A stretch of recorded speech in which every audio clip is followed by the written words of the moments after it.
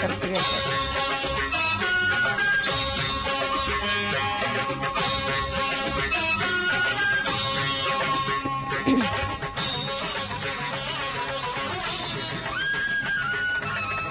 నమస్కారం.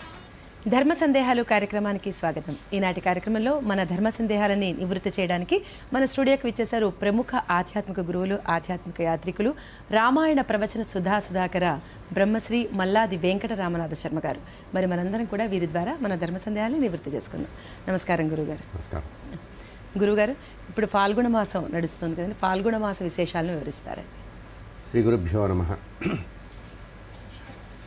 కాలస్వరూపము పరమేశ్వరుడు కాలస్వరూపం అన్నారు. అటువంటి పరమేశ్వర స్వరూపమైనటువంటి కాలంలో 6 ఋతువులు 12 మాసాలు అనేది మనకి శాస్త్రంలో చెప్పినటువంటి విషయం. అందులో చివరి ఋతువు చివరి మాసం వచ్చేటువంటి సందర్భం ఇది.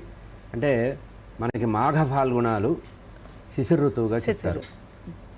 ఆ శిశిర ఋతువులో 2వ భాగంగా ఉండి వసంత ఋతువుని ఆహ్వానం పలకడానికి ప్రకృతిని తయారు చేసేటువంటి మాసమే ఈ ఫాల్గుణ మాసం. ప్రకృతిని వసంతం వైపు అంటే రామచంద్రమూర్తి జననానికి తయారు చేసుకోవడం, ప్రకృతిని అంతా సిద్ధం చేయడానికి ఆకులన్నీ రాలిపోయి, శిశిరంలో మొదటి భాగం అంతా ఆకులు రాలిపోయి తర్వాత చిగుళ్ళు వచ్చి కొత్తగా మామిడి చిగుళ్ళు, వేప చిగురు ఇటువంటివి వచ్చి ప్రకృతి అంతా కూడా పరవశించి మనందరినీ కూడా ఉత్తేజపరిచేటువంటి వసంత ఋతువుకి సిద్ధపరిచేటువంటి అంటే ప్రిపరేటరీ యాక్టివిటీ చేసేది మనకి శిశిర ఋతువులో 2వ భాగం ఫాల్గుణ మాసం. సాధారణంగా నక్షత్రాలకి చంద్ర గమనానికి సంబంధం ఉంటుంది కనుక ప్రతి మాసంలో పౌర్ణమి రోజున ఏ నక్షత్రం ఉంటుందో ఆ మాసానికి ఆ పేరు పెడతారు. చైత్రమాసం చిత్తా నక్షత్రం. అట్లాగే పూర్వ ఫల్గుని కానీ ఉత్తర ఫల్గుని కానీ ఏదో ఒక నక్షత్రము పౌర్ణమి నాడు, ఈ ఫాల్గుణ మాసంలో పౌర్ణమి నాడు వస్తుంది కనుక దీన్ని ఫాల్గుణ మాసము అన్నారు. పూర్వ ఫల్గుని ఉత్తర ఫల్గుని అనేటువంటి 2 నక్షత్రాల్లో ఏదో ఒక నక్షత్రం పౌర్ణమి నాడు వస్తుంది. ఈ మాసానికి విశేషంగా ప్రధానంగా పండగలు అంటే దేవతా సంబంధమైనటువంటి మహాపర్వాలు ఉండవు, కానీ మహావిష్ణు ఆరాధన విశేషంగా చేయమన్నారు. విష్ణు సహస్రనామ పారాయణ, ఇంట్లో కనుక దేవతార్చన ఉన్నట్లయితే విష్ణుమూర్తికి సహస్రనామాలతో అర్చన చేయడం, చతుర్థ్యంతంగా సహస్రనామాలతో చతుర్థ్యంతం అంటే విష్ణవే నమః, మధుసూదనాయ నమః, త్రివిక్రమాయ నమః, సహస్రనామ పారాయణ శ్లోకాలని నామాలుగా మార్చారు. చివరిలో నమః నమః అని వస్తే చతుర్థ్యంతం అంటారు. అట్లా ప్రణవరహితంగా చతుర్థ్యంతంగా విష్ణుమూర్తి ఆరాధన చేసినట్లయితే విశేష ఫలితం ఫలిస్తుంది. ఇక దేవతార్చన సంప్రదాయం ఉన్నవాళ్ళు సాలగ్రామార్చన చేసినా, సాలగ్రామ దానం చేసినా విశేషమైనటువంటి ఫలితం వచ్చేటువంటిది ఈ ఫాల్గుణ మాసం. సంవత్సరంలో చివరిది. ఋతువు కూడా మారుతూ ఉంటుంది. ఈ మాసంతోనే మనకి తెలుస్తూ ఉంటుంది వసంత ఋతువు అనేది ప్రకృతిలో తేడా వస్తూ ఉంటుంది. వసంత ఋతువు వైపు, కొత్త సంవత్సరం వైపు మనుషుల్ని తీసుకెళ్ళడానికి, అంటే గతాన్ని పూర్తిగా వదిలిపెట్టుకొని భవిష్యత్తు వైపు పురోగమించడానికి సిద్ధపడటానికి సంబంధించి ఉగాది పండగగానే మనకి చెప్తారు కనుక దానికి సిద్ధం చేసేటువంటి మాసమే ఈ ఫాల్గుణ మాసంగా చెప్పారు. మహావిష్ణు ఆరాధన విశేషమైనటువంటి ఫలితం ఇస్తుంది. ఒక్కొక్క మాసంలో మహావిష్ణువుని ఒక్కొక్క చైతన్యంతో, అటు సూర్య భగవానుని కానీ ఇటు విష్ణుమూర్తిని కానీ ఒక్కొక్క మాసంలో ఒక్కొక్క పద్ధతిలో ఒక స్తోత్రం లేదా ఒక ఉపాసన పద్ధతిగా చేస్తారు. ఫాల్గుణ మాసంలో మహావిష్ణు ఆరాధన విశేషమైనటువంటి ఫలితంగా వస్తుంది అనేటువంటి విషయం. గురుగారు, ఇప్పుడు చంద్రుడు అన్నారు అనగానే గుర్తుకొచ్చింది. ఇప్పుడు 3వ తారీఖున చంద్రగ్రహణం ఉంది కదండి. ఆ చంద్రగ్రహణం రోజున ఎటువంటి అంటే నియమాలు పాటించాలి, అలాగే గర్భిణీ స్త్రీలు ఉంటే వారు ఎటువంటి జాగ్రత్తలు తీసుకోవాలో తెలియజేయండి. సాధారణంగా గ్రహణాలు అంటే ప్రకృతిలో వచ్చేటువంటి సహజమైనటువంటి గమనం. అంటే గ్రహాలు నక్షత్రాలు ఇవన్నీ కూడా మనకి గమనం ఆకాశంలో ఖగోళ శాస్త్రంలో చూసినప్పుడు గమనం చేస్తూ ఉంటాయి. ఆ గమనం వాటి యొక్క ప్రయాణం మనం కూడా జీవయాత్ర చేస్తున్నట్టు అవి కూడా ప్రయాణం చేస్తూ ఉంటాయి. కొన్ని సందర్భాలలో వీటికి గ్రహణాలుగా మనం పేరు పెట్టుకున్నాం. అయితే సాధారణంగా గ్రహణంలో చేయవలసిన పనులు వదిలిపెట్టి భయపడడం అనే ప్రచారమే ఎక్కువ లోకంలో జరుగుతుంది కనుక ఒక రకంగా చెప్పాలంటే అనుష్ఠానానికి అత్యంత యోగ్యమైనటువంటి కాలము గ్రహణ సమయం అంటారు. కనుక భగవంతుడిని తలుచుకోవడానికి, సత్వగుణ సంపన్నులుగా ఉండడానికి, సాత్వికమైనటువంటి గుణాన్ని పెంచుకోవడానికి గ్రహణం మనిషిలో మార్పు తీసుకొస్తుంది. కనుక ఈ గ్రహణాన్ని ఆ రకంగా సమన్వయించుకున్నప్పుడు చాలా ప్రశాంతంగా ఉంటుంది. రేపు మంగళవారం నాడు మనకి పౌర్ణమి నాడు అంటే మనకి ఈ రాబోయేటువంటి పౌర్ణమి రోజు వచ్చేటువంటి చంద్రగ్రహణము గ్రస్తోదయము అంటారు. అంటే సూర్యాస్తమయం అయిపోయి చంద్రోదయానికి సంధి సమయంలో మాత్రమే మనకి కనపడేటువంటిది గ్రస్తోదయ చంద్రగ్రహణము అంటారు. కేతుగ్రస్త చంద్రోదయం గ్రస్తోదయం అంటారు. అంటే అర్థం ఏంటంటే చంద్రోదయ సమయానికి గ్రహణం విడిచేటువంటి సమయంగా ఉంటుంది. అంటే మధ్యాహ్నం 3:20 గ్రహణం ప్రారంభమైనా అప్పుడు సూర్యగమనమే ఉంటుంది, కానీ మనకి చంద్రోదయం అవ్వదు. సూర్యగమనం ఉంటూ చంద్రుడు కనపడకుండా ఉండే సందర్భంలో పరోక్షంగా మనకి గ్రహణం కనబడుతోంది కనుక మధ్యాహ్నం 3:20 గ్రహణం ప్రారంభమైనా కూడా మనకి చంద్రోదయ సమయమే లెక్క తీసుకోవాలి. గ్రహణం విడుపు చంద్రోదయం 6:47 గ్రహణం విడుతోంది, శుద్ధ మోక్షము అంటారు. కనుక ఆ సమయానికి మనకి సూర్యాస్తమయం అయిపోయి చంద్రోదయ సమయం అవుతుంది కనుక దాదాపు 10-15 నిమిషాలు లేదా 20-23 నిమిషాలుగా లెక్క వేశారు. ఇది పెద్దగా భయపడవలసిన గ్రహణం కాదు. కానీ ఏంటంటే ఈ గ్రహణ సమయంలో ఆహారం తీసుకోకుండా ఉదయమే తొందరగా మనకు నిత్యకృత్యం అంతా తొందరగా పూర్తి చేసుకొని, దేవతార్చన ఉన్నవాళ్ళు తొందరగా దేవతార్చన పూర్తి చేసి దాన్ని సంపుటంలో పెట్టేసి, అంటే మనం మూత పెట్టి ఉంచి దర్భలు వేసి పవిత్రంగా ఉంచాలి అని.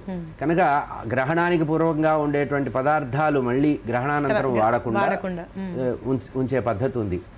ఇక ప్రధానంగా చెప్పబడింది ఏంటంటే గర్భవతులకు ఎప్పుడూ కూడా గ్రహణ సమయం కొంచెం జాగ్రత్తగా ఉండాలంటారు. కనుక బయట తిరగకుండా ఇంట్లోనే ప్రశాంతంగా ఒక చోట స్థిరంగా కూర్చొని ఉంటే చాలు. పూర్తిగా పడుకోమని కూడా కాదు, ఎక్కువ సమయం లేదు కనుక ఏ పని చేయకుండా భగవంతుడి మీద మనసు పెట్టుకొని భగవంతుడి యొక్క భగవన్నామాన్ని మాత్రమే, ఏదో స్తోత్రం కానీ నామం కానీ గురువులు ఉపదేశిస్తే గురువుల ఉపదేశం ద్వారా వచ్చిన మంత్రం కానీ, అంటే శాస్త్రంలో ఏం చెప్పారంటే గ్రహణ సమయంలో మన గురువులు మనకు అనుగ్రహించి ఉపదేశించినటువంటి ఏ మంత్రాలనైతే మనం పునశ్చరణ లేదా మళ్ళీ మననం చేయమో అవి మైలబడతాయి అని అర్థం. మనకి గురువులు ఇచ్చిన మంత్రం చాలా పవిత్రం, ఆ మంత్రం మళ్ళీ ఫలించదు. కనుక ఇప్పుడు మనం శుద్ధంగా స్నానం చేసి సంకల్పం చేసుకొని దేవతార్చన దగ్గర లేకపోతే ఒక చోట పవిత్రమైన ప్రదేశంలో కూర్చొని భగవంతుడి యొక్క గురువులు అనుగ్రహించిన మంత్రజపాన్ని కానీ లేదా భగవన్ నామాన్ని కానీ స్తోత్రాన్ని కానీ లేదా ఏదైనా ఒక గ్రంథం చదువుకోవచ్చు. పవిత్రమైనటువంటి పురాణ గ్రంథం ఏదైనా భక్తుల యొక్క కథ కానీ ఏదైనా చదువుకోవచ్చు. ప్రశాంతంగా ఉండాలి. ఎందుకంటే చంద్రగ్రహణము చంద్రుడు మనఃకారకుడు కనుక మనస్సుని పరిపరి విధాలుగా పోనిచ్చేటువంటి చంద్రుడికి ఆ శక్తి ఉంది కనుక మనస్సు వేరువేపు పోకుండా ప్రశాంతంగా ఉండాలి.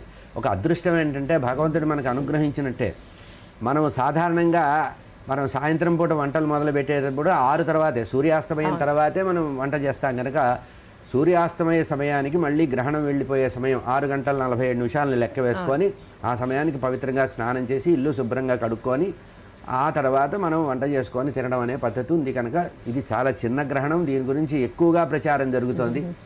ఈ ప్రచారం ద్వారా ప్రమాదం మానసికంగా వస్తుంది. యూట్యూబ్ లో ఇలా కూడా వస్తాయి చంద్రగ్రహణం తర్వాత ఈ రాశుల వారికి ఖచ్చితంగా ఈ ప్రమాదాలు తప్పవు. సాధారణంగా గ్రహణానికి సంబంధించి నక్షత్ర రాశులకు సంబంధించినటువంటి ఆ 2-3 నక్షత్రాలు, ఆ 2-3 రాశుల్ని లెక్క వేసుకొని వాటికి శాంతి చేసుకోమని చెప్తారు.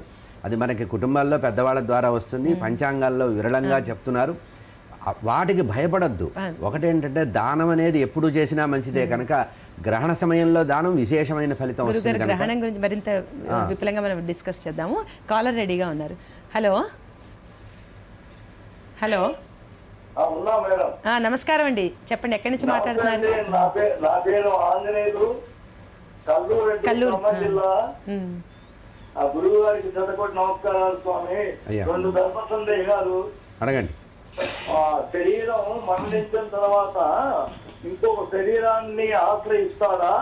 యమలోకంలో శిక్షలు అనుభవించిన తర్వాత మరొక శరీరం ధరిస్తాడా? ఒకటండి. తర్వాత జ్యోతిష్యాన్ని వృత్తిగా పెట్టుకున్న వాళ్ళు అధశీర్షము అను నరకంలో పడతారంటారు, నిజమా? దయచేసి చెప్పగలరు. మామూలుగా శరీరాన్ని పాంచభౌతికమైనటువంటి శరీరం వదిలిపెట్టిన తర్వాత యాతనా శరీరం అని ఒకటి ఏర్పడుతుంది. మనకి పితృదేవతల యొక్క కార్యక్రమం చేసేటప్పుడు అంటే దహనాది సంస్కారాలు చేసిన తర్వాత ఆ 10 రోజులు మనం చేసేటువంటి కార్యక్రమంలో యాతనా శరీరం ఏర్పడుతుంది. అంటే నరకానికి సంవత్సరం పాటు ప్రయాణం చేస్తారు కనుక ఆ ప్రయాణం చేసే సమయంలో శరీరం ఒకటి తాత్కాలిక శరీరం ఏర్పడుతుంది. ఇది కర్మ చేసిన వారి ద్వారా రోజుకొక శరీరంలో రోజుకొక భాగం, ఒకరోజు కాళ్ళు, ఒకరోజు చేతులు, ముఖము, తల అట్లా ఏర్పడతాయి. అట్లా ఏర్పడిన తర్వాత నరకయాతనలు అనుభవించడానికి, సుకృత దుష్కృతాలు నిర్ణయించడానికి సమవర్తి అయినటువంటి యమధర్మరాజు దగ్గరికి ప్రతివాడు వెళ్ళవలసిందే. యమదర్శనం చేయకుండా ఎవరికి ముందుకు వెళ్ళే అవకాశం లేదు అని శాస్త్రం చెబుతోంది. గరుడ పురాణంలో కూడా దానికి విశేషమైనటువంటి విషయాలు ఉన్నాయి. సంవత్సరం వరకు మళ్ళీ పునర్జన్మ వస్తుందనేటువంటి మాట ఎక్కడా చెప్పలేదు. కనుక ఎప్పుడైతే సంవత్సర విమోకం జరుగుతుందో ఆ తర్వాత మనకు ఉండేటువంటి పుణ్య పాప కర్మల బట్టి మనం పుణ్యం చేస్తే ఒక ఫలితము, పాపం చేస్తే ఒక ఫలితము, నరకంలో పొందవలసినటువంటి అనుభవాలు పొంది ఆ అనుభవాలన్నీ అయిన తర్వాత మళ్ళీ జన్మకర్మలు అనేవి మళ్ళీ సిద్ధిస్తాయి అనేది శాస్త్రవచనం. దీనికి ఇంకా వివరంగా మనకి గరుడ పురాణంలో స్పష్టంగా చెప్పారు. ఇక రెండవ ప్రశ్న మీరు అవశేషాలు అది అడిగారు నాకు కూడా. హలో ఆంజనేయులు గారు, లైన్ కట్టే మరో కాలర్ రెడీగా ఉన్నారు. హలో హలో హలో హలో, నమస్కారం అండి, చెప్పండి ఎక్కడి నుంచి మాట్లాడుతున్నారు, మీ పేరు, సందేహం ఏంటో అడగండి. నమస్కారం అండి. గణేష్ అంకాపల్లి అండి. ఓకే, గురువు గారికి నమస్కారం. నమస్కారం. మీ పాట వందనాలండి. అయ్యా, ఏమి లేదండి, మనం చంద్రమానం తెస్తాం, తమ్మగారు సూర్యమానం తెస్తాం, ఏది ప్రధానం అని చెప్తారని. సూర్యమానం, చాంద్రమానం. అవునండి, తమ్మగారు సూర్యమానం ఇస్తారు, మనం చంద్రమానం ఇస్తారు, ఏది ప్రధానం అని. మామూలుగా మనకి సంప్రదాయ పద్ధతి ప్రకారం మన కుటుంబంలో, మన ప్రాంతంలో ఏ ఆచారం ఉంటే, ఏ సంప్రదాయాన్ని పాటించే అలవాటు ఉంటే అది చూడాలి. ఇక్కడే ఒక చిన్న సూచన ఏంటంటే, కొన్ని పర్వాలు మనకి సూర్యుడు గమనం బట్టి వస్తాయి. ఉదాహరణకి సంక్రాంతి ఉంది, సూర్య గమనం బట్టే వస్తుంది. మిగతావన్నీ కూడా మనకి తిథుల ప్రకారం వస్తాయి. ఇప్పుడు శ్రీరామనవమి కానీ, ఉగాది కానీ, కృష్ణాష్టమి కానీ, దీపావళి కానీ ఏదైనా సరే తిథుల ప్రకారం వస్తుంది. తిథుల ప్రకారం వచ్చేదాన్ని చాంద్రమానము అంటారు. కనుక తిథి ప్రధానం. నక్షత్రమానంతో చేసేది ఆ పద్ధతి వేరే ఉంది. కనుక మన సంప్రదాయంలో, మన కుటుంబంలో, మన ప్రాంతంలో ఏ పద్ధతి ఉందో, ఏ మానం ఉందో దాన్ని పాటించడం ముఖ్యంగా ఉత్తమం కుటుంబాచారం అన్నారు. మీ వంశపూర్వీకులు, మీ కుటుంబంలో పూర్వీకులు ఏదైతే సంప్రదాయాన్ని పాటించారో, ఏ పంచాంగం పాటించారో అదే పాటించండి. మామూలుగా పంచాంగం కానీ, పంచాంగం క్యాలెండర్ కానీ చూసేటప్పుడు ఎప్పుడూ ఒకటే నిర్ణయంగా ఉండాలండి. ఒక్కొక్కసారి ఒక్కొక్కటి చూస్తే సూర్యోదయ సూర్యాస్తమయాలు కానీ, వర్జంలో తేడాలు కానీ, చిన్న తేడాలు ఉంటాయి. సంప్రదాయ భేదాలు కూడా ఉంటాయి. ఉదాహరణకి ఏకాదశి ఉందనుకోండి, మతత్రయాలకి ఏకాదశులు వేరేగా చిన్న తేడాలు ఉంటాయి. ఒక్కొక్కసారి మాత్రం మతత్రయ ఏకాదశిని ముగ్గురికి కలిపి, అంటే అద్వైత, విశిష్టాద్వైత, ద్వైత సంబంధమైనటువంటి ముగ్గురికి కూడా ఏకాదశి ఒకరోజే వచ్చే పద్ధతి ఉంటుంది. కనుక ఈ సౌర పద్ధతి ప్రకారం కానీ, చాంద్రమాన పద్ధతి ప్రకారం కానీ, సూర్య సిద్ధాంతం కానీ, పూర్వ సిద్ధాంతం కానీ, ఏదైనా సరే, ఏ దృక్ సిద్ధాంతమైనా, ఏ సిద్ధాంతమైనా సరే మీ కుటుంబంలో లేదా మీ ప్రాంతంలో మీ పెద్దవాళ్ళు, మీ గురువులు ఏది ఆచరించారో, అనుసరించారో దాన్నే అనుసరించడం మంచిది. కనుక ఇది గొప్పదని కానీ, ఇది గొప్పది కాదని కానీ చెప్పడానికి మన స్థాయి కాదు. మరో కాల్. హలో హలో హలో, ధర్మ సందేహాలు కదండి, ధర్మ సందేహాలు కార్యక్రమంలో మీరు కాల్ చేశారు కదా, అడగండి, మీ సందేహం ఏంటో అడగండి. ఎక్కడి నుంచి మాట్లాడుతున్నారు, మీ పేరేంటో చెప్పండి. నా పేరు పావరాజు సీత. మీరు ఎక్కువ రెగ్యులర్ చేస్తూనే ఉంటారు కదా, అడగండి, సందేహం ఏంటో అడగండి. అడగండి త్వరగా. మీకు నమస్కారం అండి. నమస్కారం, చెప్పండి. గురువు గారికి ఏమో పాదాలు ఉన్నది. మా సందేహం అడగండి. ఏం లేదు, ఇప్పుడు త్రికాలంలో పూజ చేయమంటారు. అది ఏ కాలాలు, ఏ పూజ చేయాలి? మరొకసారి అడగండి కొంచెం క్లియర్గా. త్రికాలంలో త్రికాలార్చన ఏ సమయంలో చేయాలి అది ఒకటి. రెండోది ఏంటంటే రేపు గ్రహణం కదా, ఎప్పుడు గ్రహణం గురించి ఏంటి అడిగారు? ఎక్కువ త్రికాలాలు అంటే ప్రాతకాల, మధ్యాహ్నకాల, సాయంకాలాలు అని అర్థం. అంటే ఉదయం సూర్యోదయ సమయం, మధ్యాహ్న సమయం అంటే అపరాహ్నం 12 గంటల సమయం, సాయంత్రం సూర్యాస్తమయానికి కొంచెం ముందుగా ఈ సమయంలో మనం స్నానం చేసి పవిత్రంగా మనం చేసేటువంటి అర్చన చేయాలి. అయితే త్రికాలార్చన అనేది ప్రతి గృహస్థు కూడా చేయవలసినటువంటి నియమం ఏమీ లేదు. ఎందుకంటే మనకు ఉండేటువంటి అపార్ట్మెంట్ కల్చర్ కానీ నగర వాతావరణం కానీ మనకు ఉండేటువంటి ఉద్యోగ ధర్మాలు కానీ వృత్తి వ్యాపారాలు కానీ వీటికి అనుకరించాం కనుక త్రికాలార్చన అనేది విశేషంగా మహాపర్వదినాల్లో చేస్తారు. ఉదాహరణకి నవరాత్రులు ఉన్నాయి, వసంత నవరాత్రులు కానీ గణపతి నవరాత్రులు కానీ అమ్మవారి దేవీ నవరాత్రులు కానీ. ఈ నవరాత్రులు చేసేటప్పుడు మాత్రమే త్రికాలార్చన పద్ధతి ఉంది. ఇక కొన్ని సంప్రదాయాల్లో మఠాలు, పీఠాలు, దేవాలయాలు, పెద్ద పెద్ద దేవాలయాలు, స్వయంభూ దేవాలయాలు అనాదిగా వస్తున్నటువంటి సంప్రదాయం ప్రకారం త్రికాలార్చన చేస్తారు. ఇళ్లల్లో నిత్యము త్రికాలార్చన చేసే పద్ధతి లేదు. ఎందుకంటే మనము భోజనం చేసిన తర్వాత మళ్ళీ భగవంతుడు అర్చన చేసే అవకాశం ఉండదు కనుక ఈ త్రికాలార్చన చేసే సమయంలో అల్పంగా పలహారం తీసుకొని మధ్యాహ్నం సాయంత్రం అర్చన చేసిన తర్వాత భోజనం చేసే పద్ధతి ఉంది కనుక జీవితాంతం మనం ఇట్లా ఉపవాసాలు చేయలేం కనుక త్రికాలార్చన అనేది సంప్రదాయంలో అందరికీ చెప్పాల. ఇక పెద్ద పెద్ద సంస్థానాలు, పీఠాలు, మఠాలు వీటిల్లో మాత్రం పరిచారకులు చాలామంది ఉంటారు, ఏర్పాట్లు బాగా ఉంటాయి కనుక త్రికాలార్చన ఉంది. త్రికాలార్చన అంటే సూర్యోదయము, మధ్యాహ్న సమయము, సూర్యాస్తమయ సమయం, 3 కాలాలు. ఇప్పుడు సంధ్యావందనం చేసే సమయాలు ఉన్నాయి కదా, ప్రాతః సంధ్యావందనం, మధ్యాహ్న సంధ్యావందనం, సాయం సంధ్యావందనం. ఈ సమయాలే మనకి త్రికాల అర్చనకి సంబంధించిన విషయం. ముఖ్యంగా మహాపర్వ విషయాల్లో నవరాత్రి సందర్భంలో నవరాత్రుల యొక్క కలశ స్థాపన చేసి ఏదైతే చేస్తారో అప్పుడు మాత్రం త్రికాలార్చన ఈ రకంగా. ఇంకొకటి సందేహం, గ్రహణం గురించి అడిగారు. గ్రహణానికి మీకు స్పష్టంగా ప్రతి చోట దొరుకుతున్నాయండి. మనకి పంచాంగాల్లో స్పష్టంగా రాశారు. 3 గంటల 20 నిమిషాలకి స్పర్శకాలం అన్నారు, మధ్యకాలం 5 గంటల చిల్లర, పూర్తిగా శుద్ధమోక్షం అంటే గ్రహణం వదిలిపెట్టే సమయం 6 గంటల 45 నిమిషాలు. దీన్ని కూడా కొంచెము ప్రాంతాల బట్టి మారుతూ ఉంటుంది. సూర్యోదయానికి మనకి ఏ ప్రాంతంలో సూర్యోదయం సూర్యాస్తమయాలు నిర్ణయించారో 5 నిమిషాలు కలుపుకోవడం, 5 నిమిషాలు తగ్గించుకోవడం అనే సంప్రదాయం ఉంది కనుక అందరికీ ఒకటేగా చెప్పడం కష్టం. మీ ప్రాంతంలో సూర్యాస్తమయ సందర్భం నుంచి ఇంకొకటి ఏంటంటే స్పర్శకాలం ఏదున్నా, మధ్యకాలం ఏదున్నా, నిమీలన సందర్భం ఏదున్నా, శుద్ధమోక్షం ఏదున్నా కూడా మనకి చంద్రోదయం తర్వాతే మనకి పట్టింపు కనుక ఆ సమయాన్ని మనం గ్రహణ దర్శనం జరిగే సందర్భం అది కనుక ఎక్కువగా నియమాల జోలికి వెళ్లకుండా జపం మాత్రం ప్రారంభం నుంచి చివరి వరకు చేసుకోవాలి. మంత్రజపం కానీ, నామజపం కానీ, గురువులు ఇచ్చిన మంత్రం కానీ, ఏదైనా పారాయణ కానీ.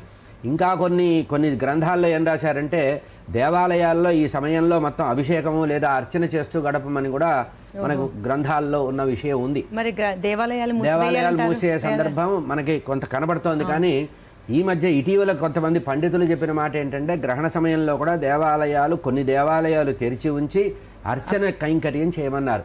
ఆ సమయంలో లోకానికంతటికి కూడా క్షేమం కలిగించాలి, అందరికీ కూడా భద్రం కలగాలని చెప్పి అర్చన చేసే సంప్రదాయం కూడా ఈ మధ్య పెద్దలు కొంత చెప్పడం మనం గమనిస్తున్నాం కనుక పెద్దలు సూచించిన మార్గంలో వెళ్ళటం మంచిది. మరో కాల్ రండి. హలో హలో హలో నమస్కారం అండి. హలో నమస్తే అండి, కావాలని రవీణ మాట్లాడుతున్నాను.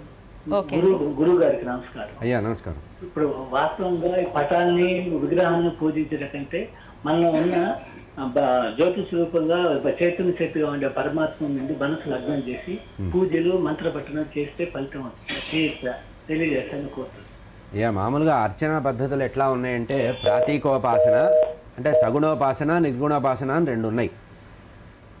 మనకి ఆదిశంకర భగవత్పాదుల వారు కానీ, త్రిమతాచార్యుల వారు కానీ ముగ్గురు కూడా చెప్పింది ఏంటంటే అంటే ద్వైత, అద్వైత, విశిష్టాద్వైత సంప్రదాయాల్లో కూడా ఏం చెప్పారంటే మనకి లక్ష్యం ఏర్పడడానికి, ఏకాగ్రత ఏర్పడడానికి ఒక ఆకారం ఉంటేనే అవుతుంది కనుక ప్రాతీకోపాసన చేయమన్నారు. సగుణ ఉపాసన అంటే మనకి కరచరణాలు ఎట్లా ఉన్నాయో భగవంతుడు కూడా రూపము విలాసము ఉంది. ఆయన అందమైనటువంటి హావభావాలు ఉంటాయి, అందమైనటువంటి చూపులు ఉంటాయి, కరుణా రసం ఉంటుంది, కటాక్షం ఉంటుంది, వీక్షణ ఉంటుందని మనసు లగ్నం చేయడానికి, ఏకాగ్రత రావడానికి జీవితంలో సాధన చేసే ప్రారంభ దశ నుంచి బాగా మనకి ఏకాగ్రత వచ్చే వరకు మనసు లగ్నమయ్యగలిగే స్థితి వచ్చే వరకు కూడా ప్రాతీకోపాసన అంటే విగ్రహారాధన చేయాలి. అది విగ్రహంలో పెడతారా, చిత్రపటంలో చేస్తారా, లేకపోతే మనం మట్టితోనో పసుపుతోనో ఏదో రకరకాల పద్ధతులు ఉన్నాయి. ఒక ఆకారాన్ని ఏర్పాటు చేసుకొని సాకార పరబ్రహ్మని, యథార్థంగా నిరాకారుడైన పరబ్రహ్మని సాకారంగా మనం భావన చేస్తూ ఎదురుగా లక్ష్యం ఏకాగ్రత ఏర్పాటు చేయడానికి ఉంది. అయితే మీరు అన్నట్టు మానసిక పూజ గొప్పదే కదా అంటే చాలా గొప్పది. కానీ ఆ స్థాయికి మనం వెళ్ళాలంటే KG to PG అంటారు కనుక ప్రాథమిక దశ వదిలిపెట్టి ఒకేసారి పైకి వెళ్తే మన మనసు అనేక విధాలుగా వెళుతుంది కనుక చిత్త స్థిర ఏర్పాటు చేయడానికి, భావం శుద్ధం కావడానికి, సత్వగుణ ప్రధానంగా ఉండడానికి ముందు ఉపాసన చేసి మంత్ర అనుష్ఠానం చేసి జపం చేస్తూ ఆ తర్వాత ఒక స్థాయికి వెళ్ళిపోయిన తర్వాత అసలు భగవంతుడు నీలో ఉండడం కాదు, సమస్త ప్రపంచంలో ఉన్నాడు. ఇక్కడ ఉన్నాడు, అక్కడ లేడని కాదు. సర్వాంతర్యామి అనేటువంటి పరమాత్మ ప్రతివారి హృదయంలో ఉంటాడు కనుక అంతర్దృష్టి కలిగి ఉండమని ఎప్పుడు చెప్పారంటే, మీకు యోగ సాధన ద్వారా, యోగం ద్వారా మనస్సు ఏకాగ్రంగా ఉండగలిగే పరిస్థితి వస్తే నువ్వు కళ్ళు మూసుకుంటే భగవంతుడు కనబడతాడు. అట్లా ఎవరైతే సర్వత్రా భగవంతుడిని చూడగలుగుతారో వారికి మాత్రమే నిర్గుణ పరబ్రహ్మ ఉపాసన చేయమన్నారు. మిగతా మనలాంటి వాళ్ళందరికీ కూడా జీవితాంతం సగుణోపాసనే ఉత్తమము. లేకపోతే మనసు నిలబడదు. మనసు నిలబడితే అసలు అందుకనే మన వాళ్ళు మానసిక పూజ చేయమన్నారు. ఈ గంధము, పుష్పాలు, నైవేద్యము ఇవంతా కాదు, ఆచమనం కాదు. ఎదురుగా పద్మాసనం వేసుకొని కళ్ళు మూసుకొని కూర్చొని నీలో ఉండే పరబ్రహ్మకి నువ్వే మానసికంగా అర్చన చెయ్యి. ఆయనకి స్నానం చేయించినా మానసికంగా చెయ్యి. అర్చన చేసిన, నైవేద్యం పెట్టిన ఆత్మార్పణ బుద్ధితో చేయమన్నారు కనుక నిర్గుణోపాసన చాలా గొప్పదే. కానీ ఆ స్థాయికి వెళ్ళగలిగే స్థాయి వచ్చే వరకు తప్పనిసరిగా అక్షరాభ్యాసము, పలక, పుస్తకాలు ఎట్లా ఉంటుందో అట్లా ఉంటుంది. స్నాతకోత్తరుడు కూర్చుంటే పుస్తకాలు లేకపోయినా జ్ఞానం సంపాదించినట్టుగా నిర్గుణోపాసన గొప్పదే, కానీ దానికి ప్రాతీకోపాసన ప్రధానమైనది. చాలా బాగా వివరించారు. మరో కాల. హలో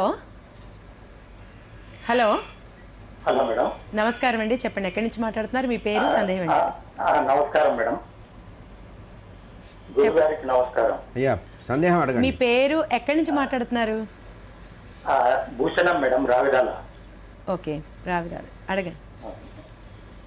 గురుగారు, అన్నిటికంటే గొప్ప దానం ఏది? ముఖ్యంగా గతించిన పితృదేవతల సంతోషపరచాలంటే ఏ దానం చేయాలో తెలియజేయండి గురుగారు. లేదా బాగుంది. మనకి అనేక దానాలు చెప్పారు, దశ దానాలు, షోడశ దానాలు చెప్పారు. అయితే అన్నిటికంటే గొప్పది ఏది అన్నారు కనుక జీవుణ్ణి తృప్తిపరచడం చాలా గొప్పది కనుక మహాభారతం ప్రత్యేకంగా చెప్పింది, అన్నదాన ప్రశంస చేసింది. అంటే ప్రపంచంలో మీరు కోట్ల రూపాయలు ఇచ్చినా, బంగారం ఇచ్చినా, నవరత్నాలు ఇచ్చినా, భూమి ఇచ్చినా, ఏమిచ్చినా కూడా ఇంకా ఏదైనా ఇవ్వాలనే కోరిక ఉంటుంది. కానీ ఒక అన్నదానం చేస్తే మాత్రం ఒక స్థాయికి వెళ్ళిన తర్వాత ఇంకా నా వల్ల కాదు బాబు చాలు అంటారు. అంటే ప్రతిగ్రహీత తాను చేసిన దానాన్ని పొందేవాడికి ఇక చాలు, తృప్తి అయ్యే వరకు పెట్టాలి. ఏదన్నా దానం చేస్తే అవతల వాడికి పూర్తిగా తృప్తి కలిగించాలి. మీరు 10 ఎకరాల భూమి ఇస్తే ఇంకా చాలా ఉంది వీడి దగ్గర అనుకుంటారట. అట్లా నవరత్నాలు ఇస్తే ఇంకా చాలా గొప్పగా ఉన్నాయి కదా ఇంకా అనుకుంటారు. కనుక అన్నిటికంటే అత్యంత శ్రేష్టమైన దానం, అందులో కలియుగంలో మహత్తరమైనటువంటి దానం అన్నదానం. జీవ కారుణ్యము, జీవుణ్ణి తృప్తిపరచడం. కనుక ఆర్తులైన వారికి అన్నం పెట్టాలి. ఈ అన్నదానంలో కూడా మనం గమనించేది, మన ఇళ్లల్లో కానీ పెళ్ళిళ్ళల్లో కానీ చేసే దానం కాదు, అది భూరి భోజనం అంటారు. కానీ ఒక జీవుడికి తృప్తి కలిగించేది దానం అవుతుంది. కనుక ఆర్తుడైన వాడికి, అవసరం ఉన్న వాడికి అన్నం పెడితే, తిన్నంత తిని పారేసేవాడికి పెడితే అది అన్నదానం కాదు. పేదవాళ్ళు, దరిద్ర నారాయణుడు అంటారు. పరమాత్మని సర్వత్రా చూసి అన్నిటికంటే ఉత్తమంగా భావన చేస్తూ తన చేతితో తాను వడ్డిస్తూ పెట్టగలిగేటువంటి అన్నదానం మహత్తరమైనది. దీన్ని మించింది లేదు. ఇదే పితృదేవతలకు కూడా పూర్తి. అందుకనే భూరిగా భోజనాలు పెట్టమని చెప్పిన కారణం అది.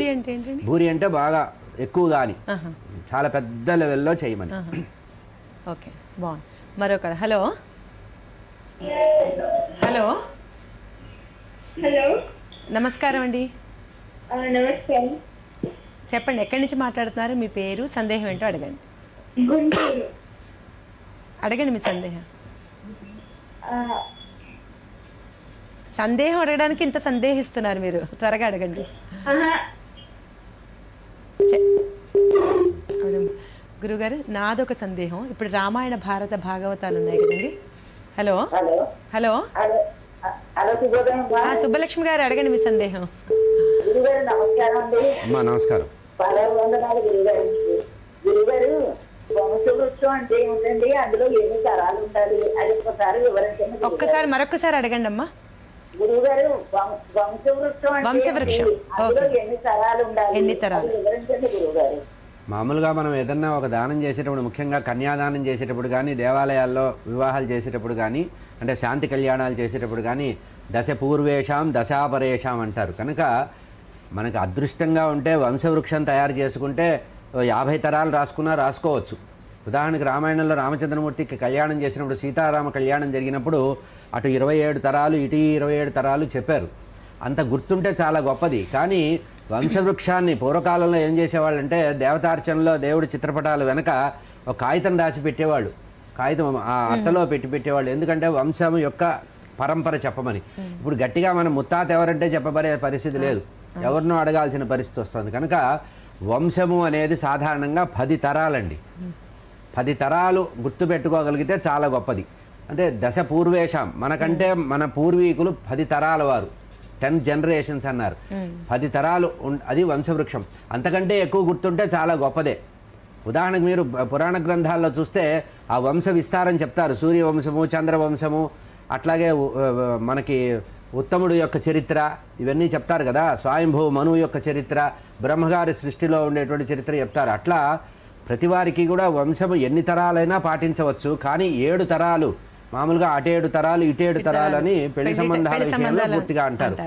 కానీ కన్యాదానం చేసేటప్పుడు దశ పూర్వేషాం దశాపరేషాం అంటే తరిస్తారని చెప్పారు. కనుక 7 ఉత్తమమే. గుర్తుంటే 10 తరాలు కూడా చాలా గొప్పదే. నిజంగా అంత గుర్తున్నవాడు అదృష్టవంతుడు. మన వంశం యొక్క గొప్పతనాన్ని తెలుసుకున్నవాడు ధన్యుడు.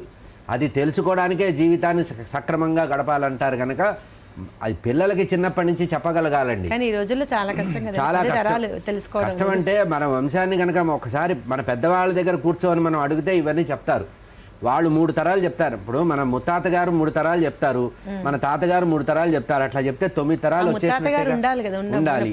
అంటే చిన్నప్పటి నుంచి వాళ్ళతో సంబంధ బాంధవ్యాలు కలిగి ఉమ్మడి కుటుంబం ఉన్నంత వరకు ఈ తరాల గుర్తు వచ్చింది. లేకపోతే ఎవరో చెప్పాలి, కనీసం గ్రంథస్థంగా చేసి పెట్టాలి. అందుకనే పూర్వకాలంలో ప్రతి కుటుంబంలో కూడా వంశవృక్షాన్ని రాసి పెట్టుకునేవారు. ఒక వృక్షంలాగా బొమ్మ వేసుకొని దాంట్లో ఎన్ని కుటుంబాలు విడిపోయినాయి, ఎన్ని కుటుంబాలు కలిపినాయి, ఎన్ని తరాలు ఉన్నాయి. కనుక తరాల యొక్క అంతర తెలుసుకోవడం చాలా మంచిది.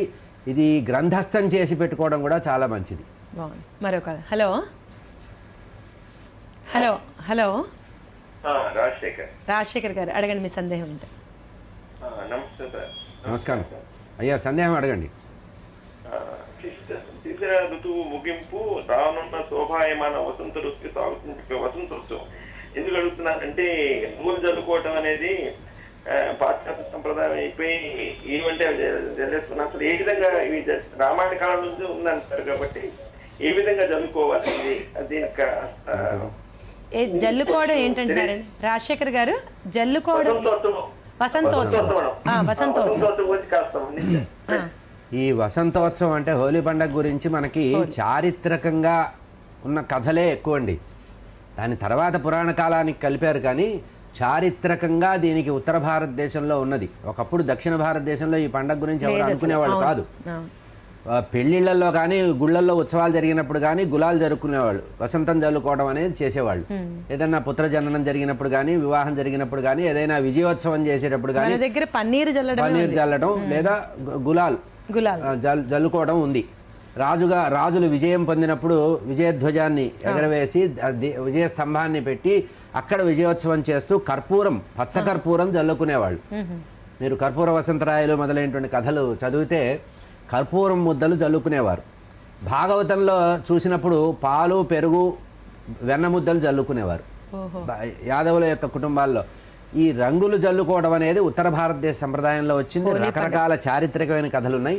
పౌరాణికంగా కథలు చెప్తున్నారే కానీ నిజంగా పురాణాల్లో వాటికి సంబంధించిన విషయం లేదు. వసంతోత్సవం అంటే వసంత ఋతువులో చేసుకునేది. నిజం చెప్పాలంటే మనం ఫాల్గుణ మాసంలో చేసుకుంటున్నాం. హోలీ పండుగ వచ్చేది కామదహనం అనేటువంటిది. మామూలుగా కామదహనానికి మాత్రం ఏం చెప్తారంటే శివుడు తన యొక్క 3వ నేత్రంతో మన్మధుణ్ణి దహింపజేశాడు. మనోవికారాలు పోగొట్టుకోవడానికి మాత్రమే దీన్ని భావన చేస్తే దీనికి చారిత్రక పౌరాణికమైనటువంటి ఆధారాలు ఉన్నాయి. మిగతాదంతా కూడా చారిత్రక ఆధారాలు ఎక్కువ. తర్వాత మన వాళ్ళు పురాణాల్లో ఉన్నాయని చెప్పి చూపించడం అనేది ఉంది, కానీ ఎక్కడా పురాణాల్లో దీనికి ఆధారాలు కనపడవు. బాగుంది గురుగారు. ఇప్పుడు కార్యక్రమంలో చిన్న విరామం తీసుకుందామండి. కార్యక్రమంలో ఇప్పుడు చిన్న విరామం. వినోదోత్సవాలు తిలకించటానికి విజయనగర ప్రభువులు ఇంకా విజయం చేయలేదేమో. ఆయుష్మంతుడవై అసమాన పౌరుషంతో ఆంధ్రదేశ గౌరవం నిలబెట్టు నాయన. బొబ్బిలిగడ్డ మీద పుట్టిన ప్రతి ప్రాణికి ఉగ్గుపాలతో పెట్టిన విద్య. మా మరిది గారి ఆత్మవిశ్వాసము, అభిమానము అలాంటివి. చెమ్మ చెక్క రత్నాల చెమ్మ చెక్క ఓ చెల్లి మురిపెముగా ఆడుదమా కల కల కిల కిల నవ్వులతో గాజులు గలగల. కళింగ సామ్రాజ్యాన్ని ఏకధాటిగా పాలించే ఈ విజయరామరాజు నేనా పరిహసించడం? కావేశాలకు పోయి మధ్య తెల్లవారిని రప్పిస్తే మనం లోకు అయిపోమా? నవాబుల్నే ధిక్కరించి స్వతంత్రం ప్రకటించుకొని 7 ఏళ్లుగా పన్ను ఎగవేశాడు. మీరు ఇంత పెద్ద రాజా ఉన్నారు, ఆ బొబ్బులకి పాఠము చెప్పలేరు. ఎంత పొగరు! ఆ కళింగ పెదత్రాచు నేడు విషం చెబుతూ దాని తల తీయందే దేశానికి శాంతి. ప్రశాంతంగా ఉన్న బొబ్బిలి గడికి పోరేమిటి? నేలపైన రక్తపు ప్రవహించవలసిందేనా? అడుగులకు మడుగులెత్తుతూ ఈ అవమానాన్ని సహించటానికి మేము గాజులు తొడుక్కోలేము. ఈ బొబ్బిలి సౌభాగ్యానికి ఏదో గ్రహణం పట్టి ఈ అనర్థాలకు కారణభూతులైన ఆ దుర్మార్గుల్ని ఈ కత్తికి బలిపెట్టి ప్రణవాలయ పాహి పరిపాలయ పరమేశి కమలాలయ శ్రీదేవి కురిపించవే కరుణాంబురాసి ధీం తారా ధీం ధీం తారా జతులతో ప్రాణమే నాట్యం చేసే గతులతో నామశతం మూల నతులతో నా పైన నీ చూపు ఆపేలా. మువ్వల సవ్వడి ప్రతి గురువారం రాత్రి 8 గంటలకు, తిరిగి శుక్రవారం మధ్యాహ్నం 12 గంటలకు. చెప్పవే ప్రేమ చిలిమి చిరునామా, ఏ వైపు చూసినా ఏమి చేసినా ఎక్కడున్నా మనసంతా నువ్వే, మనసంతా నువ్వే, మనసంతా నువ్వే, నా మనసంతా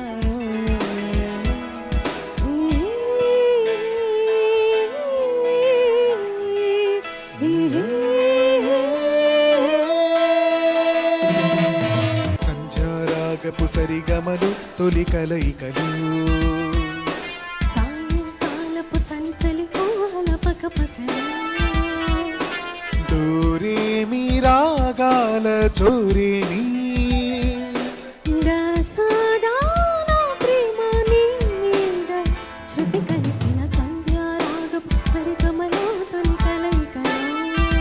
మళ్ళీ మళ్ళీ వినాలనిపించేటట్టు పాడారు. బాలసుబ్రహ్మణ్యం గారు, జానకి, వేటూరి, ఇళయరాజా కాంబినేషన్లో ఎన్నో ఆణిముత్యాలు ఉద్భవించాయి. వాటిలో ఇది చాలా అద్భుతమైన ఒక పాట.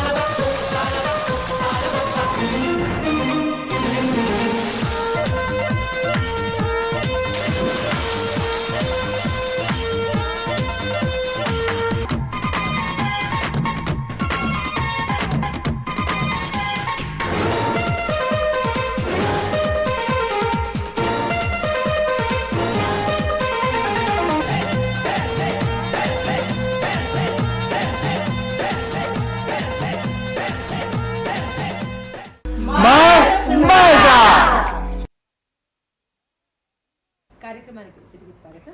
గురుగారు కాలర్ రెడీగా ఉన్నారు. హలో హలో హలో, నమస్కారం అండి. గురుగారి నమస్కారం. నమస్కారం అండి. ఇప్పుడు అష్టమి నవములు అష్టమ జన్మలు అని చెప్తుంటారు కదా, అంటే దశమి ఏకాదశితో పోల్చినప్పుడు. అయితే మహాభారతంలో ఇచ్ఛామరణం ఉన్నటువంటి భీష్ముడు ఉత్తరాయణమే అనుకోండి, అయినప్పటికీ అష్టమి నాడు మరణించినట్టుగా ఉన్నది. మరి ఆయన అష్టమి నాడు మరణించడానికి ఎందుకు కోరుకున్నారు? బాగుంది, చక్కటి ప్రశ్న, చక్కటి సందేహం. సాధారణంగా అన్ని తిథులు మంచివే, అంటే కాలమే పరమేశ్వర స్వరూపం కనుక మంచిది చెడ్డదనేది ఏం లేదు. మీరు ఒక్కసారి తీరిగ్గా కూర్చొని పాడ్యమి నుంచి అమావాస్య వరకు 30 రోజులకి చూసుకోండి. మన పురాణాల్లో చూస్తే కొన్ని పురాణాల్లో ఏ రోజు ఏ దేవుడిని పూజించాలనేటువంటి వివరాలు కూడా ఉన్నాయి. దీన్ని నిరూపించుకోవడానికే మనకు గమనించండి, షష్ఠి కలహం అంటారు, కానీ సుబ్రహ్మణ్య స్వామి పుట్టినరోజు షష్ఠి. అవును. అష్టమి చెడ్డదంటారు. ఇది చెడ్డది కాదు అని చెప్పడానికే కృష్ణ పరమాత్మ అవతరించాడు. కృష్ణ పరమాత్మ ప్రత్యేకంగా అష్టమి నాడే అవతరించారు. మీరు అన్న ప్రశ్నలో భీష్ముడు అష్టమినే ఎందుకు ఎంచుకున్నాడంటే కృష్ణ పరమాత్మ యొక్క ఏకాంత భక్తుడు భీష్ముడు. కృష్ణ పరమాత్మ ఏ తిథి రోజు వెళ్ళిపోయారో ఆ కృష్ణ పరమాత్మని కృష్ణ పరమాత్మ ఏ తిథి రోజు అయితే జన్మించారో ఆ పరమాత్మని ఎదురుగా చూస్తూ సాకారమైనటువంటి పరబ్రహ్మని చూస్తూ అతనిలో లయమయ్యాడు. ఏ కృష్ణ పరమాత్మ అయితే అష్టమి నాడు ఉదయించారో ఆ పరమాత్మని చూస్తూ అతనిలో లయమైపోయారు. ఇది పరమాత్మ మీద ఉండేటువంటి ఏకాంతమైన భక్తి. ఇక అష్టమి నవములు చాలా కష్టాలు అంటారు, ఏ పని చేయకూడదని. ఇది కూడా తప్పని చెప్పడానికే రామచంద్రమూర్తి నవమి నాడు పుట్టారు కనుక మనకి ఇవన్నీ కూడా కొన్ని సందర్భాలకే. ఇప్పుడు మనకి ప్రాచీన కాలంలో సంప్రదాయంలో సదాచారం చెబుతూ స్మృతి గ్రంథాల్లో ఏం చెప్పారంటే ఒక్కొక్క రోజు ఒక్కొక్క పని చేయొద్దన్నారు. అష్టమి రోజు నవమి రోజున క్షవరం చేయించుకోవద్దు అన్నారు. కొన్ని కొత్త కార్యక్రమాలు ప్రారంభించకూడదన్నారు. కొన్ని విషయాల్లోనే, అన్నిటికి కాదు. కనుక ఆయా సందర్భాలలో వాటికి సంబంధించిన విషయం, అంటే పెళ్లికి పిడికి ఒకటే మంత్రం ఎట్లా ఉండదో ఇవి కూడా కాదు. అయితే భీష్ముడి విషయంలో మాత్రం ఇది గట్టిగా గుర్తుపెట్టుకోండి. కృష్ణ పరమాత్మ జన్మించినటువంటి ఉదయ దినాన్నే తాను నిర్ణయించుకొని ఆ కృష్ణుడు ఎదురుగా కనబడుతూ ఉండగా పరమాత్మలోనే అష్టమి నాన్ని నిర్ణయించుకొని వెళ్ళిపోవాలనుకున్నారు కనుక అందుకనే ఇది ఉంది. ముఖ్యంగా మనం గమనించవలసిన విషయం ఏంటంటే ఈ తిథివారాలు మీనమేషాలు లెక్క పెట్టకూడదంటారు పూర్వకాలంలో అనేవాళ్ళు. ప్రతిదానికి దీన్ని పట్టించుకోకూడదు, ఏ సందర్భంలో ఏం చేయకూడదు అనేది ఉంది. సోమవారం బుధవారం కొన్ని పనులు చేయకూడదు, శనివారం కొన్ని పనులు చేయకూడదు, ఇట్లా తులసి దళం కోయడానికి ఒకరోజు పనికిరాదన్నారు, అట్లాగే నిర్మాల్యం తీయడానికి ఒకరోజు ఆదివారం అసలు నాన్ వెజ్ తినకూడదన్నారు. ఇవన్నీ కూడా ఉపాసన సదాచారము ఉపాసన ఆరోగ్యానికి సంబంధించిన విషయాలే కానీ అష్టమి నవములు చెడ్డ ఎక్కడా చెప్పలేదు. అందుకనే విష్ణుమూర్తి అటు కృష్ణుడిగా అష్టమి నాడు ఇటు రామచంద్రమూర్తిగా నవమి నాడు జన్మించారు కనుక తిథుల్లో ప్రమాదం లేదండి. వీటిని ఎక్కువగా పట్టించుకోకపోవడం మంచిది. మరొక హలో హలో హలో నమస్తే అండి. నమస్కారం అండి, చెప్పండి, ఎక్కడి నుంచి మాట్లాడుతున్నారు? నేను ఇక్కడ అనంతపురం జిల్లా నుంచి మాట్లాడుతున్నాను. ఓకే, మీ పేరండి? నందికే. ఓకే అండి, సందేహం ఏంటి అడగండి. నమస్కారం అయ్యా. నమస్కారం, సందేహం అడగండి. ఇప్పుడు మన భగవద్గీతలో భగవంతుడు తన విభూతుల్లో కాలహ కలయతామహం అని అంటారు. కాలహ కలయతామహం అని 10వ అధ్యాయంలో విభూతుల్లో చెప్తారు. అవును. అదే విధంగా 11వ అధ్యాయంలో కాలోస్మే లోక క్షేత్రబుద్ధ అంటారు. అవును. ఈ రెండు సందర్భాల్లో భగవంతుడు కాలాన్ని గురించి చెప్పారు కాబట్టి రెండు రకాలుగా దాన్ని ఎలా అర్థం చేసుకోవాలి దాని గురించి వివరించారు. కలయిత ఇది కాలహ. కాలం అనే దానికి నిర్వచనం ఏం చెప్పారంటే కలయిత ఇది కాలహ. పరమాత్మనే సృష్టి స్థితి లయాలు చేస్తున్నాడు. పరబ్రహ్మ అంటే సృష్టి స్థితి లయాలు చేసేది తానే కనుక తానే సృష్టికర్తనని, తానే వ్యవహరించే వ్యక్తినని, తానే అంతం చేసేటువంటి వాడిని అని. అంటే సృష్టి స్థితి లయం అనేటువంటి మూడు నేనే చేస్తాను, నాకంటే ఇతరమైన వారు లేరు అని చెప్పడానికి పరమాత్మ చెప్పిన విషయం. ఈ కాలము ఏదైతే నా చేత సృష్టించబడిందో ఏ కాలమైతే నా చేత సృష్టించబడిందో ఆ కాలంలో ఏ సమయాల్లో ఏ కాలాల్లో ఎవరు ఎట్లా ప్రవర్తించాలో అదంతా కూడా నా నిర్ణయమే, నీదేమీ లేదు. నిమిత్త మాత్రం భవ సవ్యసాచి. కనుక అంతటికీ నేనే కారణం కనుక దీని ఆద్యంతాలు నా దగ్గరే ఉన్నాయి కనుక నువ్వు చేయకపోతే ఆగేది లేదు. నీ ద్వారా చేయించాలని ఆ క్రెడిట్ నీకు ఇవ్వాలని అనుకుంటున్నానే కానీ నువ్వు యుద్ధం చేయకుండా ధనుర్బాణాలు కింద వదిలిపెట్టి వెళ్ళిపోయినా ఏం జరిగేది కాదు అని ఒకసారి మాయాకల్పన చేసి అప్పటికే అందరూ కూడా లిస్టులో తయారయ్యారు, వాళ్ళంతా వెయిటింగ్ లిస్టులో ఉన్నారు, వాళ్ళని నేను తోసేస్తానని చెప్పే సందర్భాల్లో చెప్పిన మాట అండి ఇది. కనుక కాలము నా చేతిలో ఉంటుంది, కాలాన్ని నియంత్రించేది నేను, కాలంలో జీవుల్ని వ్యవహరింపజేసేది నేను కనుక జీవులందరూ కూడా నా అధీనంలో ఉంటారు కనుక ఈ కాలము నేనే, కాలస్వరూపుణ్ణి నేనే. అంటే ఇక్కడ కాలస్వరూపుడు అంటే రెండు అర్థాలు. ఒకటి కాలాన్ని నిర్ణయించేది తానే, కాలంలో కలిపేది నేనే. అంటే ప్రళయకారుణ్ణి కూడా నేనే అని చెప్పడానికి సర్వం సహా చక్రవర్తిగా పరమాత్మని భావన చేస్తూ పరిపూర్ణమైనటువంటి కృష్ణస్థు భగవాన్ స్వయం అన్నారు కనుక పరిపూర్ణమైనటువంటి పరమాత్మ కాలస్వరూపుడుగా, కాల స్థితి స్వరూపుడుగా, కాల వ్యవహార స్వరూపుడుగా, కాల లయస్వరూపుడుగా కూడా పరమాత్మ తన్ని తాను వివరించి అర్జునుడికి చెప్పిన సందర్భం అండి. కాలంలో కూడా అంటే 3 రకాలుగా ఉన్నటువంటి కాలం ఏదైతే ఉన్నదో ఇందాకే చెప్పారు గురుగారు. నా స్వరూపమే, సృష్టి స్థితి లయాలు నావే, భూత భవిష్యత్తు వర్తమానాలు నేనే అని చెప్పడానికి ఇదంతా కూడా నా అధీనంలో ఉంటుంది, నీదేమి లేదురా నాయన అని చెప్పడం. చాలా ధన్యవాదాలు. అద్భుతంగా వివరించారు గురుగారు. మరొక హలో హలో నమస్తే అండి. నమస్తే అండి, చెప్పండి ఎక్కడి నుంచి మాట్లాడుతున్నారు, మీ పేరు, సందేహం? శ్రీనివాస్ అండి, కర్మూరు నుంచి మాట్లాడుతున్నాను. ఓకే. గృహస్థుడు అంటే ఎవరండి? అంటే వివాహితుడా అవివాహితుడా అని ఒక సందేహము. మరొకసారి నెమ్మదిగా గురు గృహస్థుడు గృహస్థుడు గృహస్థుడు గృహస్థుడు మనకి వివాహితుడా అవివాహితుడా? మనకి ఆశ్రమ ధర్మాలు ఉన్నాయండి. మనకి శాస్త్రంలో ఆశ్రమ ధర్మాలు చెప్పారు. బ్రహ్మచర్య, గృహస్థ, వానప్రస్థ, సన్యాసాశ్రమాలు 4 ఆశ్రమాలను చెప్పారు. 5వది అవధూత లక్షణంగా పంచమాశ్రమం అని చెప్పారు. కానీ 4 ఆశ్రమాలు మనకి శాస్త్రంలో చెప్పారు. ఉపనయనం లేదా విద్యాభ్యాస సమయాన్ని బ్రహ్మచర్యంగా, పాణిగ్రహణం చేసుకొని మారటాన్ని గృహస్థుగా చెప్పారు. గృహస్థు అంటే వివాహమైన వాడు అని అర్థం. అంటే గృహస్థు అంటే ఇంటి యజమాని. అంటే ఇటు బ్రహ్మచారిని, అటు గృహస్థుని, వానప్రస్థుడిని, సన్యాసిని పోషించవలసినటువంటి బాధ్యత కలవాడు గృహస్థుడు. అంటే ఒక స్థిరమైనటువంటి బాధ్యత కలవాడు గృహస్థుడు. అంటే వివాహమైన వాడినే గృహస్థు అనాలి, బ్రహ్మచారిని గృహస్థు అనకూడదు. ఎందుకంటే బ్రహ్మచారికి, సన్యాసికి కొన్ని నియమాలు చెప్పారు. సొంతగా వండుకోకూడదు, ఎవరన్నా పెడితే తినాలి. అటు బ్రహ్మచారి కానీ ఇటు సన్యాసి కానీ. ఈ అన్ని ఆశ్రమాల వారికి కామన్గా అందరికీ పనికొచ్చే వ్యక్తి గృహస్థు కనుక వివాహమైనటువంటి వ్యక్తినే గృహస్థు అన్నారు. గృహాన్ని నిర్వహించేవాడు కనుక గృహస్థు అన్నారు. ఒక కుటుంబాన్ని నిర్వహించేవాడు, ఒక సమాజాన్ని పోషించేవాడు కనుక గృహస్థు అంటే వివాహమైన వాడు. అవధూత అన్నారు కదా, అదే అవధూత అంటే లోకధర్మ తిరస్కారం కలిగిన వాడు. మామూలుగా ఇప్పుడు సన్యాసి అంటే దండక మండలాలు పెట్టుకొని, కాషాయ బట్టలు కట్టుకొని రోజు నిత్య విధులు చేస్తూ సోహం అని చెప్పి ప్రణవాన్ని ఉపాసించేవాడు. కానీ అవధూత అంటే లోకధర్మ తిరస్కారంతో ఎక్కడ కూర్చుంటే అక్కడ కూర్చుంటాడు, ఎక్కడ తిరిగితే అక్కడ తిరుగుతాడు. ఈ స్నానం చేయడము, మడి ఆచారము, ఎవరి దగ్గర తిరగడం, ఇవేవి ఉండవు. లోకధర్మ తిరస్కారం చేసిన వాడిని అవధూత అంటే.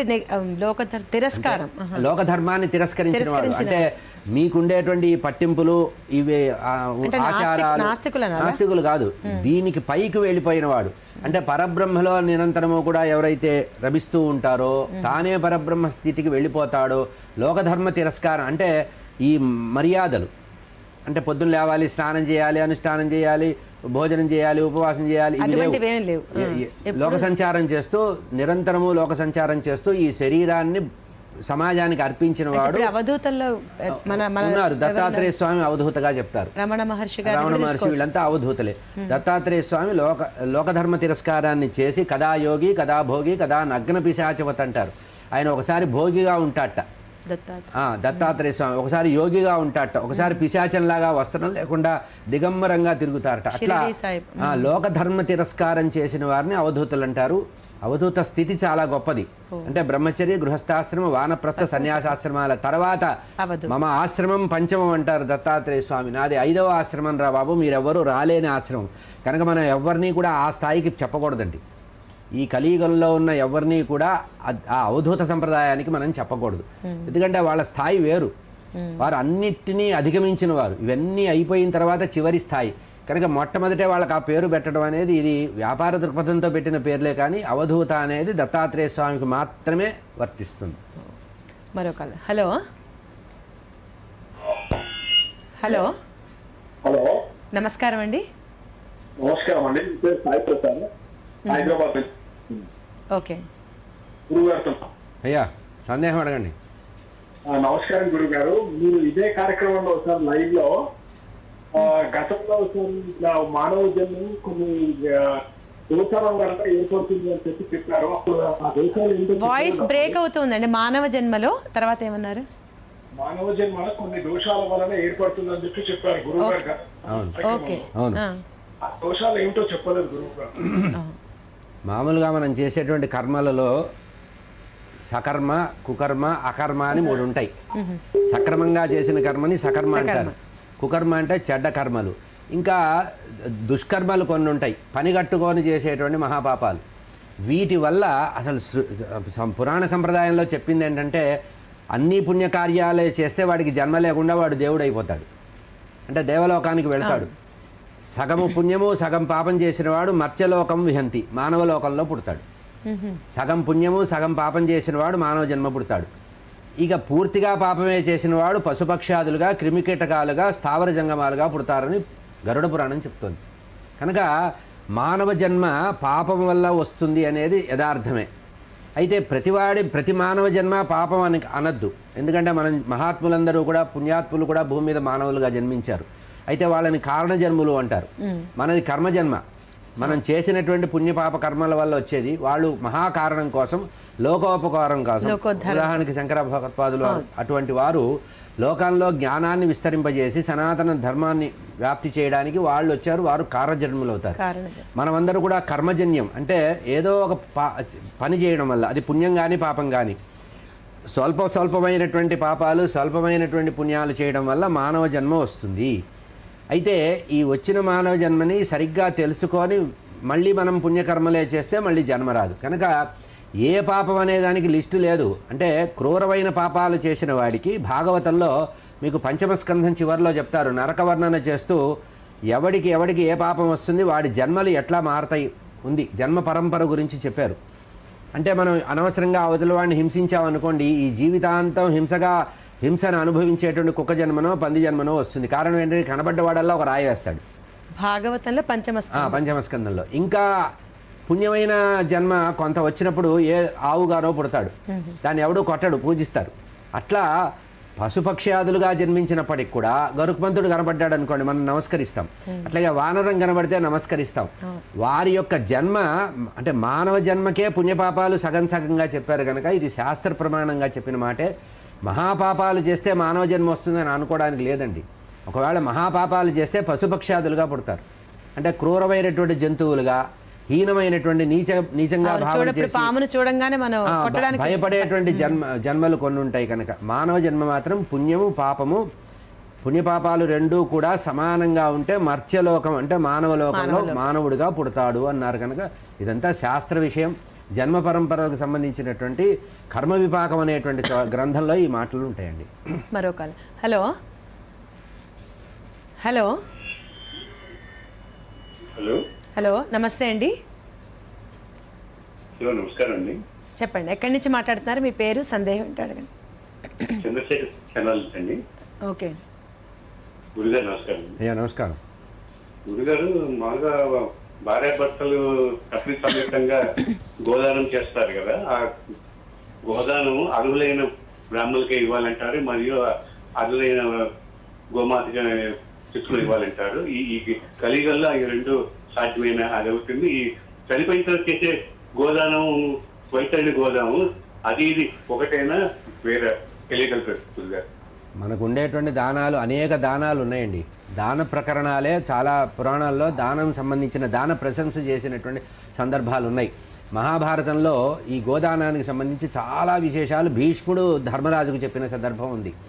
అనుశాసన పర్వంలో దీనికి చాలా వివరాలు ఉన్నాయి. గోవు ఎట్లా పుట్టింది, గోవు యొక్క గొప్పతనం ఏమిటి, ఎన్ని రకాల గోవులు ఉంటాయి, ఏ గోవుని దానం చేస్తే ఏమొస్తుంది, ఇవన్నీ ఇస్తూ వైతరణి గోదాన సంబంధం కూడా చెప్పారు. అయితే గోదానం కేవలము పితృదేవతల యొక్క ఆరాధన ఎప్పుడే చెయ్యాలా అంటే ఆ మాట ఎక్కడా లేదు. పితృదేవతల ఆరాధన సందర్భంలో తప్పనిసరిగా చెయ్యాలి. మిగతా సమయంలో ప్రతివారు కూడా ఎప్పుడు కూడా, ముఖ్యంగా మీరు గోకర్ణ క్షేత్రానికి వెళ్ళారనుకోండి, తప్పనిసరిగా గోకర్ణంలో గోదానం చేయమన్నారు.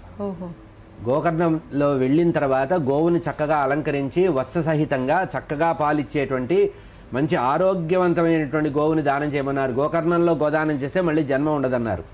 కనుక గోదానము మనం పితృదేవతల యొక్క కర్మ సందర్భంలో చేసేదాన్ని వైతరణి గోదానం అంటారు. అంటే వైతరణి అనేటువంటి నదిని మన పితృదేవతలు దాటాలంటే, వెళ్ళిపోయిన వారు దాటాలంటే ఆ గోదానం ద్వారా మనం ఏ తోకని పట్టుకొని అయితే గోదానం చేస్తామో అది పట్టుకొని వాళ్ళు వెళ్తారనేది ఒక ప్రాచీన సంప్రదాయ విశ్వాసం.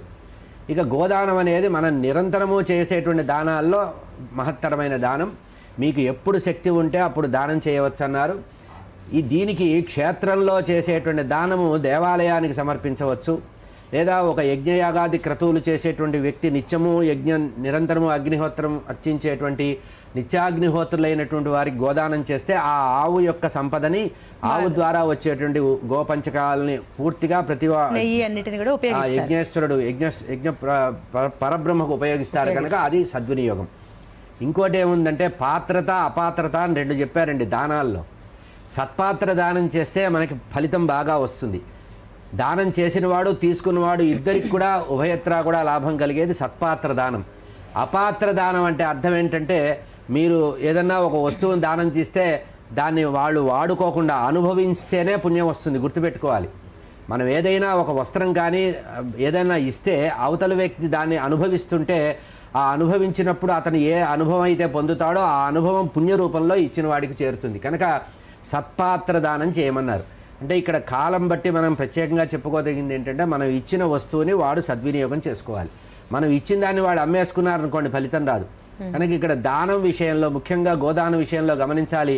దేవాలయాల్లో కానీ గోశాలల్లో కానీ లేదా ఎవరైనా మంచిగా అగ్నిహోత్రులు వేదాధ్యయన సంపన్నులైనటువంటి వారికి దానం ఇస్తే వారు దాన్ని వాడుకుంటుంటే వాళ్ళు ఎంతకాలం దాన్ని అనుభవించి ఎంతకాలం దాన్ని కైంకర్యాలకు వాడుకుంటారో అంతకాలము మీకు ఉత్తరోత్తర మీకు పుణ్యం కలుగుతుంది. కనుక గోదానం ఎప్పుడూ చేయవచ్చు. అసలు దశదానాలు ఎప్పుడు చేయమన్నారండి? ఏదన్నా క్షేత్రానికి వెళితే దానాలు చేసే స్నానం చేసి దానం చేసి రమ్మన్నారు. నదీ తీరంలో దానం చేస్తే విపరీతమైన, అందుకనే మీకు కురుక్షేత్ర ప్రదేశంలో చేసిన దానం ఒక వస్తువు దానం చేస్తే 1000 వస్తువులు దానం చేసిన ఫలితం వస్తుందన్నారు. కనుక గోదానం నిరంతరం చేయవచ్చు. పితృకార్యంలో చేసేది మాత్రం వైతరణి గోదానం అనేది విశేషంగా చెప్పారు. అప్పుడు చేయటం తప్పనిసరి. మిగతా సమయాల్లో అవకాశం ఉన్నప్పుడల్లా చేయాలి. గోదానానికి ప్రత్యామ్నాయ దానాలు మాత్రం చేయకూడదు. గోవునే దానం చేయాలి. గోవు దానం చేయాలి. ధనం కానీ వెండి గోవుని కానీ బొమ్మని కానీ ఇవ్వడం పనికిరాదు. సజీవంగా ఆరోగ్యంగా వత్ససహితంగా దూడతో కూడినటువంటి గోవునే దానం చేయాలి. ఇచ్చిన వ్యక్తి తీసుకున్న వ్యక్తి ఇద్దరికీ కూడా తృప్తి కలగాలి. అది అవతల వ్యక్తి ఎంత వాడుకుంటే యువతల వ్యక్తికి అంత పుణ్యం వస్తుంది. కనుక వినిమయం అనేది చాలా ముఖ్యం. మనం ఏ వస్తువు దానం చేసినా అవతల వారికి ఒక పెన్ను ఇచ్చామనుకోండి, ఆ పెన్ను గుట్లో పెట్టకుండా నిత్యం వాడుకునేవాడు ఉంటే ఆ ఉపయోగం. అట్లా ప్రతి వస్తువు కూడా వినిమయం ద్వారా పుణ్యం వస్తుంది. మరో కలర్. హలో హలో హలో నమస్తే అండి, ఎక్కడి నుంచి మాట్లాడుతున్నారు? మీ పేరు సందేహం ఏంటో అడగండి. అనిల్ కుమార్ అండి నా పేరు. అనిల్ కుమార్ గారు, సందేహం అడగండి.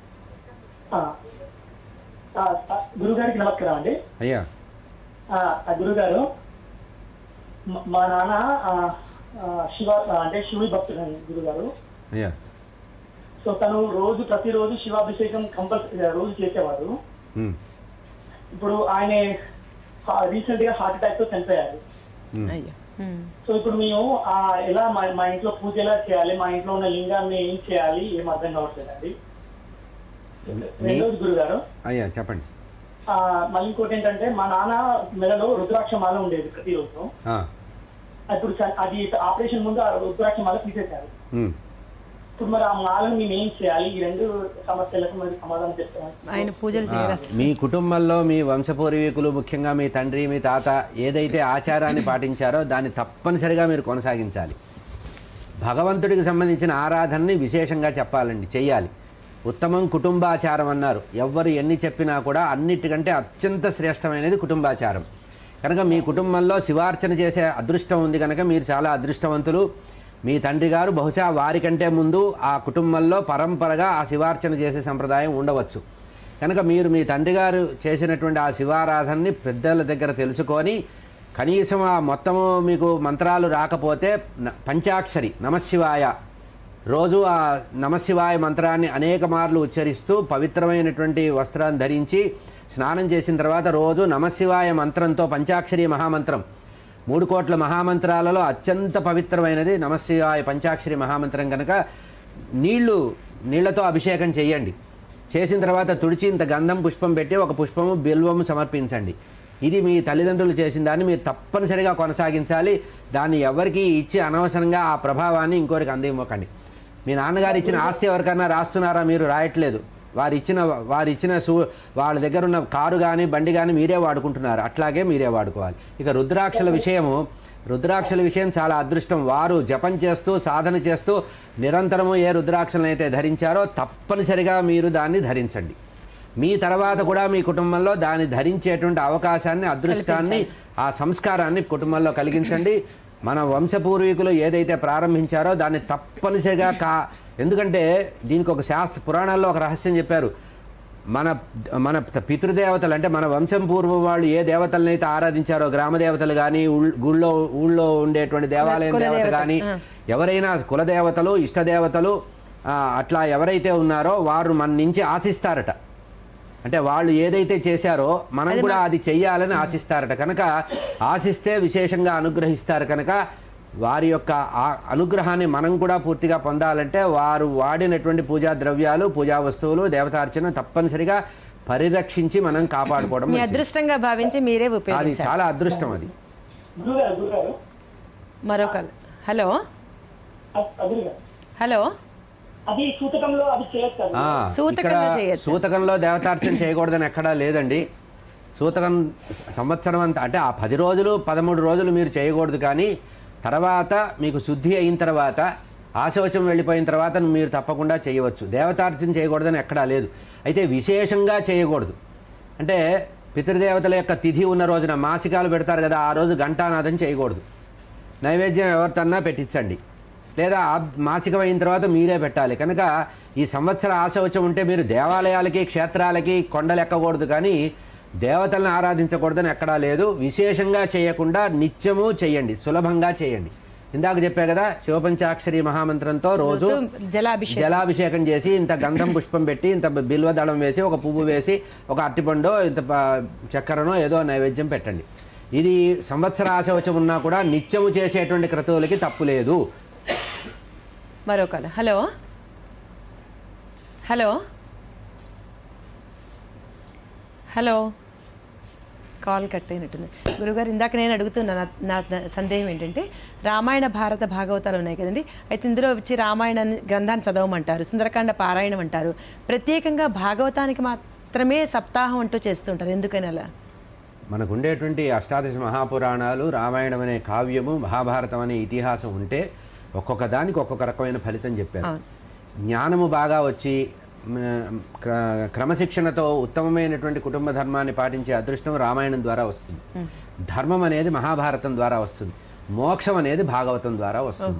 పరీక్షిత్ మహారాజు ఒక మునికుమారుడి వల్ల శపింపబడి 7వ రోజున సర్పము కాటివేస్తే మరణిస్తాడని తెలిసారు.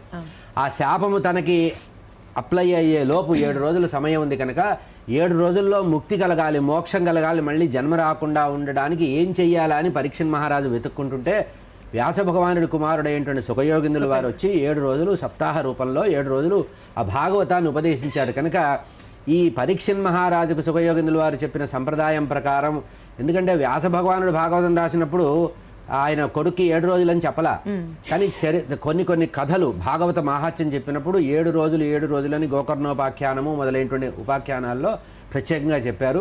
ముఖ్యంగా పరీక్షిత్ మహారాజుకు 7 రోజుల్లో మోక్షం రావాలి కనుక 7వ రోజు శరీరాన్ని సర్పదష్టడు, పాము కాటు వేస్తే శరీరం పోతుందని మునిబాలుడు శపించాడు. ఆ శాపాన్ని తాను స్వీకరిస్తూ అదృష్టంగా భావన చేస్తూ తాను బ్రాహ్మణ శాపాన్ని అంగీకరిస్తూ ప్రాయోపవేశం చేసి గంగానది ఒడ్డున కూర్చున్నాడు, కదలకుండా దర్భలు పరుచుకొని కూర్చున్నాడు. కనుక ఆ సమయంలో సుఖయోగిందులు వారు వచ్చి చెప్పారు. ఈ 7 రోజులు చెప్పడం వల్లనే దీన్ని సప్తాహం అన్నారు. సప్తం అంటే 7, ఆహం అంటే 7 రోజులు అని అర్థం. ఉదయం నుంచి సూర్యోదయం నుంచి సూర్యాస్తమయం వరకు సప్తాహ చెప్పడం అనేది సంప్రదాయం ఉండేది.